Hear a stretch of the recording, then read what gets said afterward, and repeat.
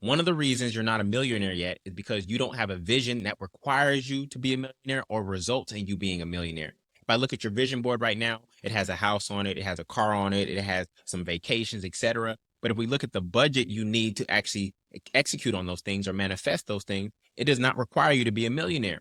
And so, in order for you to be a millionaire, you have to have a vision that is more expansive than just you and your immediate family. Most millionaires have served and helped thousands and thousands of people. But if I ask you to calculate how many people you've actually helped in your lifetime, it probably is not thousands of people. And so you have to create a vision that is more expansive than just your personal vision board. You have to create a vision that actually helps as many people as possible. That will result in you being a millionaire or require you to be a millionaire. If you come to God with a vision that requires you to have $1 million in order to execute on that vision, then all your needs will be met because your angel investor, which is God, will supply you with what you need.